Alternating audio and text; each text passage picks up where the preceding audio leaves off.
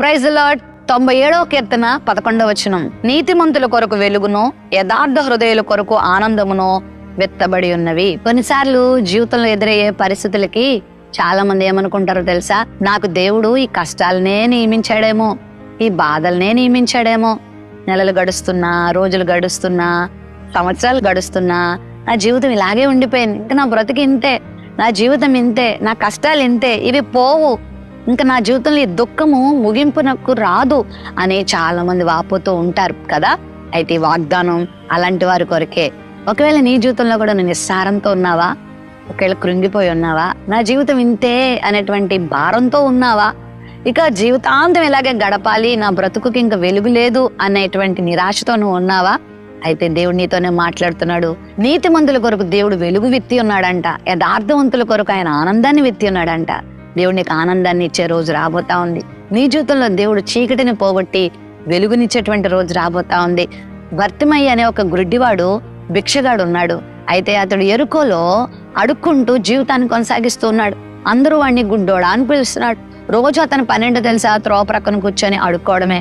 అయితే చాలా మంది అన్నారు, ఇంక వీడు బ్రతికి ఇంతే, వీడి జీవితం ఇంతే. అతను కూడా అనుకుని ఉండొచ్చు, ఇంకా నా బ్రతికి ఇంతే, చచ్చేంత వరకు వాళ్ళు ఇచ్చేది వీళ్ళు ఇచ్చేది దాని మీద ఆధారపడి నా జీవితాన్ని కొనసాగించాలనుకున్నాడు.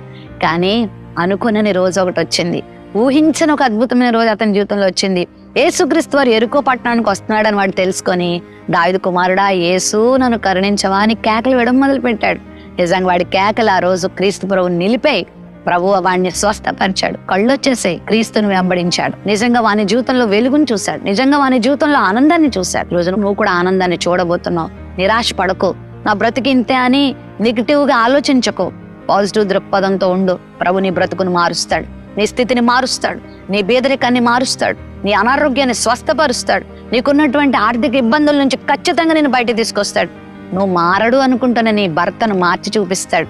నువ్వు ఇంక నా పరిస్థితులు మారవు అనుకుంటున్నావు కదా, ఆ పరిస్థితులన్నీ మార్చి చూపిస్తాడు. ఇంక నా బిడ్డలు ఇంతే, నా కొడుకు ఇంతే, నా జీవితం ఇంతే, నా ఉద్యోగం ఇంతే, నా వ్యాపారం ఇంతే అని నిరాశతో ఉన్న నిన్ను అనేకులకు ఆశీర్వాదకరంగా దేవుడు మారుస్తాడు. విశ్వాసంతో ప్రభు వైపు చూడు, నీ కొరకు ఆయన ఆనందాన్ని వెలుగును విత్తి ఉన్నాడు. నీ స్థితిని ఆయన మారుస్తాడు. నువ్వు విశ్వసిస్తే, నువ్వు నమ్మితే ఆయన మహిమ ఖచ్చితంగా చూస్తావు. మహాపరిశుద్ధుడా నీకు వందనాలు. నీ బిడ్డల జీవితంలో గొప్ప వెలుగును దాయిచ్చే, నీ బిడ్డల జీవితంలో ఆనందాన్ని దాయిచ్చే. ఒకవేళ నిరాశ నిస్పృహలతో వాళ్ళు ఉన్నారు, వారి కష్టాలు, వారి బాధలు, వారి శ్రమలు వాళ్ళని కృంగదీసి ఉండవచ్చు. కానీ నువ్వు వారిని ఆదరించే దేవుడు అయినో, నిలబెట్టే దేవుడు అయినో, బలపరిచే దేవుడు అయినో, ఆదరించే దేవుడు అయినో, ఈ ఆదరణ బిడ్డలకు ప్రకటిస్తూ యేసు నామములో ప్రార్థిస్తున్నాం తండ్రి, ఆమెన్.